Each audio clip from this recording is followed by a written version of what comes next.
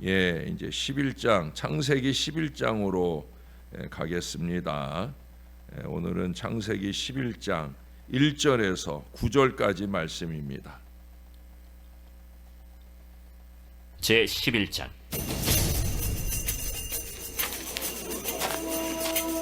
온 땅의 언어가 하나요 말이 하나였더라.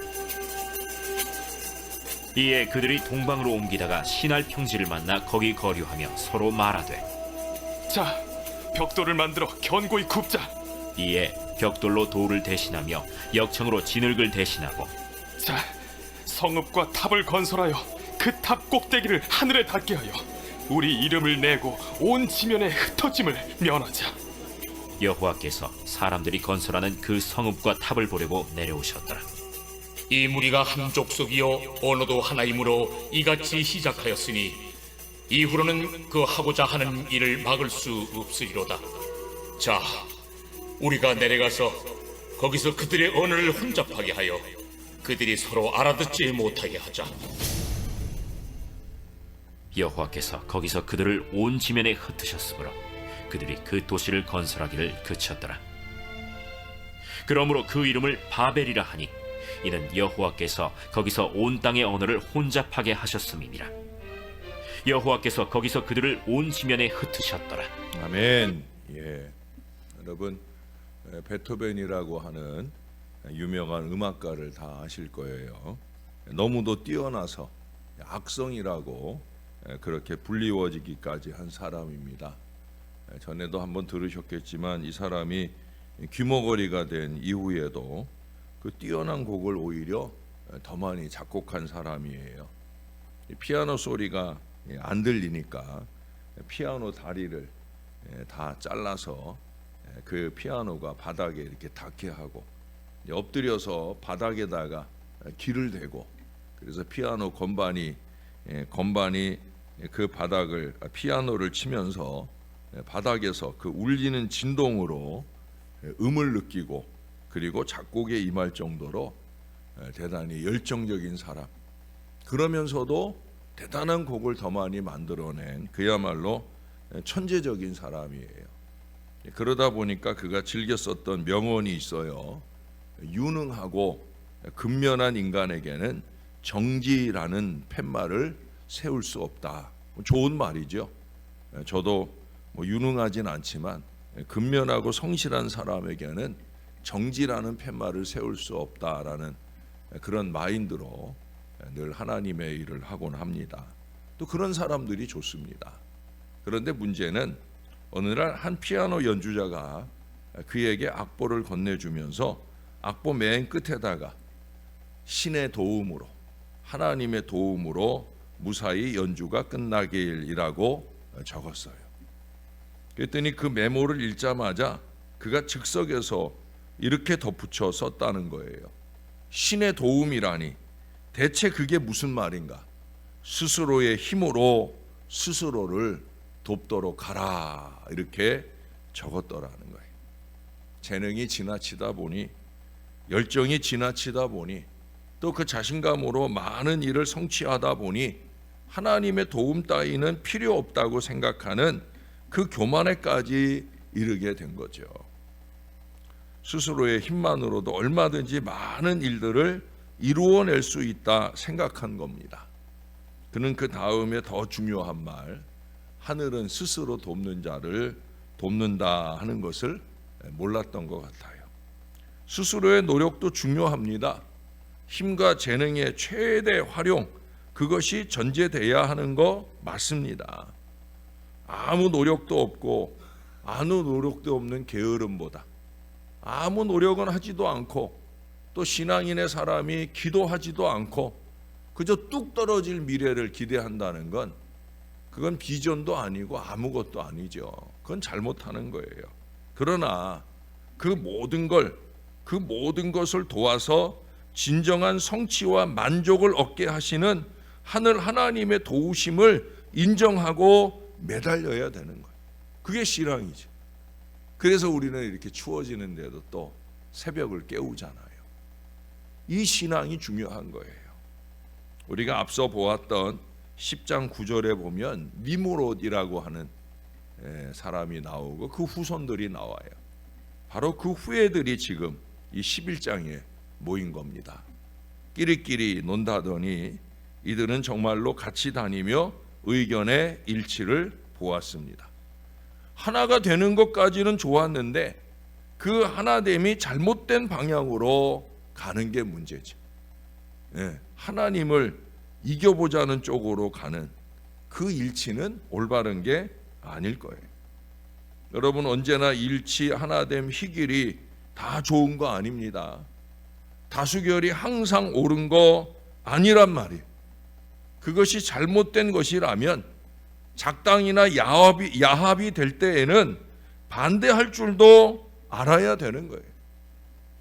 간혹 식당에 가서 통일시켜야 빨리 나온다. 식당 주인이 하는 말이죠. 물론 그것도 맞을 수 있을 거예요. 통일시켜야 빨리 나온다는 그 말과 생각 때문에 자신의 입맛에도 맞지 않는 음식을 시켜놓고 후회하는 사람을 봅니다.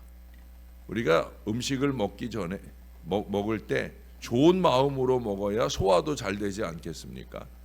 근데 이게 내가 별로 먹고 싶지 않은 걸 이게 마지못해 먹게 되니까 마음도 안 좋고 몸에도 안 좋고 그래서 후회되는 경우가 많다는 거예요.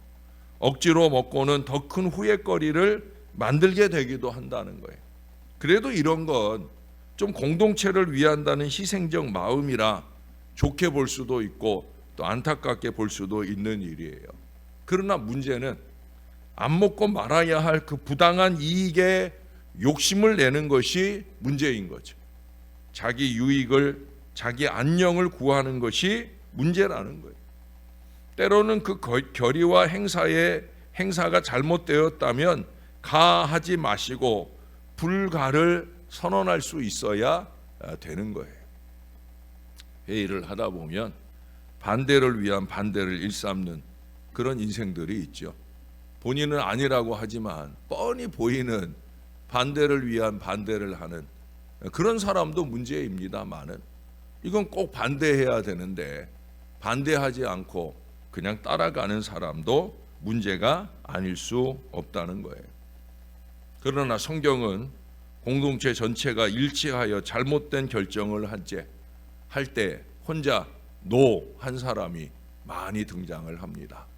믿음 때문에 하나님 보시기에 하나님 앞에서 그러면 안 된다 생각하기에 그래서 노 하려는 거죠. 그 대표적 인물이 우리가 잘 아는 아리마대 사람 요셉입니다. 그는 의로운 사람이죠.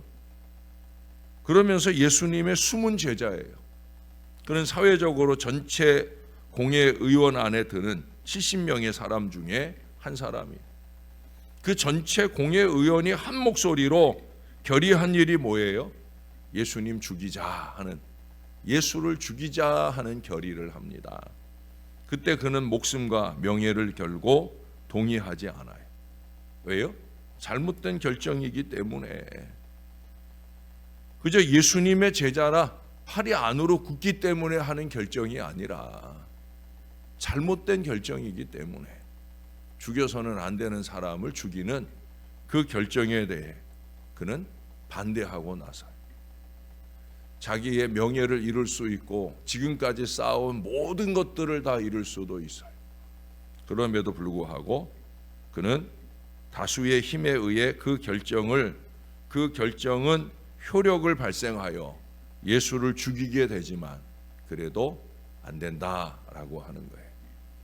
그는 그 마음으로 예수님 돌아가시고 난 뒤에 그 예수님의 장례를 나서서 잘 치러드리는 그 정성된 노력까지 이어집니다. 믿음이 좋은 사람들은 한결같은 거예요. 이 일이 내게 유익이 되거나 안 되거나 이런 걸 계산하지 않아요. 이 일이 내게 손해가 되느냐 아니냐 이 일을 계산하지 않아요.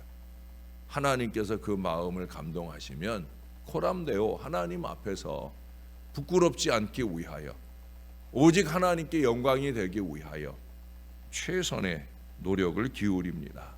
중요한 건 뭐예요? 반대했다는 거죠. 반대했다는 거. 우리 하나님께서는 그 마음만으로 우리 하나님께는 그 마음만으로 인정을 받는 거예요. 불행하게도 바벨에 모인 사람들은 누구 하나 반대하지 않았어요. 하나가 되어서 하나님을 능가할 탑을 쌓아갑니다. 목적이 뭐라고 그래요? 4절 하반절에 보니까 이름을 내자 하는 거예요. 우리 이름을 내자. 니무롯 같이 이름을 내자 하는 거예요. 항상 이게 문제입니다. 하나님이나 제가 제일 싫어하는 우리 이름을 내자, 이 일을 하는 거예요. 여러분, 개인 이기주의보다 더 무서운 것은 집단 이기주의입니다. 이기성을 가진 개인은 때로 힘이 없어서 그 영향이 미미할 때도 있지만은 이 집단은 획일적 힘을 이용해서 그 이기적 주장을 관철시키기 때문에 그게 문제인 거죠. 쓰레기 매립장을 반대합니다. 주유소나 LPG 충전소 건립을 반대한다든지, 제일 마음 아픈 건 장애시설을 세우거나 또는 장례시설을 세우는 것을 배척하는 그런 뉴스를 접할 때마다 가슴이 답답할 때가 있습니다. 자기네 동네에는 안 된다는 거예요. 필요하기는 하고 자기들도 활용하게 되기는 하지만 거기까지만 공감을 하는 거예요. 설립은 다른 데다 하라는 거죠. 참 나쁜 사람들. 해야 하기는 하는데 내가 조금이라도 부담되는 일들이 있으면 안 하는 쪽으로 방향을 선회하는 경우가 많이 있어요. 참 안타까운 일이에요. 오늘 본문에서는 그 집단 이기심이 감히 하나님을 대적하여 발동하게 됩니다. 그래서 6절에 보면 여호와께서 이르시되 이 무리가 한 족속이요 언어도 하나이므로 이같이 시작하였으니 이후로는 그 하고자 하는 일을 막을 수 없으리로다. 하나님께서 위기를 느끼실 정도의 이 연합된 이기심을 우리 하나님께서 참지 못하시고 이제 징계를 하자 하십니다. 그 징계의 내용은 뭡니까? 언어의 혼잡이에요. 언어의 혼잡은 마음의 갈라짐으로 이어지게 되겠죠. 오늘날 전 세계는 생각과 사고방식, 문화와 욕심의 혼잡으로까지 이어지면서 크고 작은 많은 분쟁과 전쟁들이 끊임이 없어요. 하나님께서 분쟁이나 전쟁을 의도하고 언어를 혼잡하게 하신 건 절대 아닙니다. 그러나 사람들의 마음속에 기본적인 이기와 욕심이 자리 잡은 가운데 이 혼잡의 일들이 넘쳐나게 되니까 안타깝게도 싸우고 난리가 나는 거죠. 하나님께서 징계하신 뒤에야 그들은 성 쌓기를 근쳤다고 8절은 말씀하고 있습니다. 많은 어리석음의 표현, 죄악된 성 쌓기가 하나님의 징계 때까지 무모하게 계속되는 걸 봅니다. 이러면 안 되는데, 이러면 큰일 나지 하면서도 계속적인 그 유혹에 무릎을 꿇고 불성실한 성 쌓기를 계속합니다.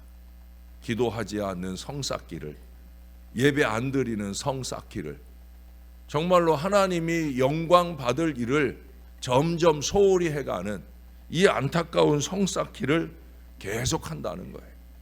이러면 안 되지. 내가 그래도 목사인데, 내가 그래도 장로인데, 내가 그래도 뭔데 이런 소리는 하면서 그 성 쌓기를 그치지 않는 안타까운 인생들을 많이 봅니다. 징계를 두려워하면서도 그 징계가 현실이 될 때까지는 마치 먼 남의 일로 생각을 하고 곧 무너져 버릴 그 헛된 성 쌓기에 여념이 없어요. 조금 전에 꼽아드린 건 그래도 신앙적인 일인데 너무 불신앙적이고 정말 믿는 사람으로서는 절대 하지 말아야 할 세상의 죄악들을 쌓아가는 어리석은 일들을 반복하느라 여념이 없더라는 거예요. 사랑하는 여러분, 저나 여러분은 하나님 믿는 사람들이잖아요. 우리가 무슨 일이 있어도 이걸 잊지 말아야 되는, 우리는 하나님 믿는 사람들이다. 그래서 제가 자주 그런 우리들이 할 일은 하나님께 영광 돌리는 거다. 예? 아무짝에도 쓸모없는 내 이름 잠깐 내고 박수갈채 받는 게 뭘 중요하냐. 하나님께 영광 돌리는 이 믿음의 일들을 꾸준히 하는 우리는 하나님 믿는 사람들이다. 하나님께 징계받을 세속적인 욕망의 성 쌓기를 멈춰야 됩니다.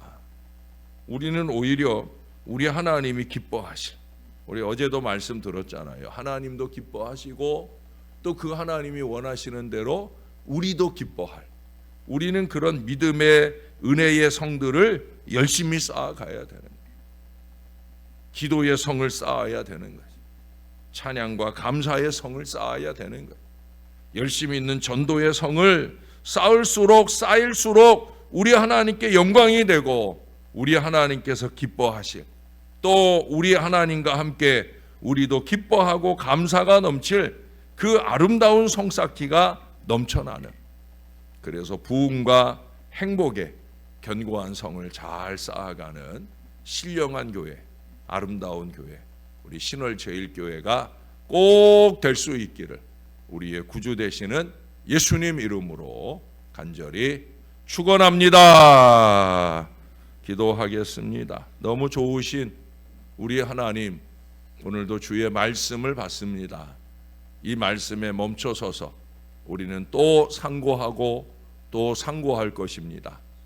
그만큼 이전 세대로부터 지금의 세대까지 또 부족한 종이 강단에서 열심히 있게 강조하고 또 강조하고 함에도 불구하고 우리는 이 바벨의 성쌓기를 끊임없이 반복하는 어리석음 속에 살아갑니다. 자기 이익을 위해 별것 아닌 자기의 이름을 내려고, 그것도 가장 신앙적이고 아름다운 거룩한 성을 쌓는 게 아니라 금세 무너질 게으름과 나태와 이기와 욕심과 또 세상적으로도 죄라고 여겨질 그 안타까운 일의 성쌓기를 끊임없이 반복하는 어리석음을 범하곤 합니다. 혹시라도 회개하면 되지 하는 이 안타까운 마음으로 그리하는 건 아닌지 오늘 말씀을 통해 다시 한번 돌아봅니다. 내 안에 바벨은 없는지, 내 안에 바벨탑은 없는지 하나님 깊이 돌아보면서 우리 하나님이 은혜 안에, 신령함 안에 하나가 되게 하시는 은혜를 입기 위해 하나님 우리가 더 거룩해질 수 있게, 더 신령해질 수 있게, 더 하나님의 기뻐하시는 바를 이룰 수 있기 위해 노력하고자 애쓰고 힘쓰는 저희 모두가 될 수 있도록 은혜를 베풀어 주옵소서.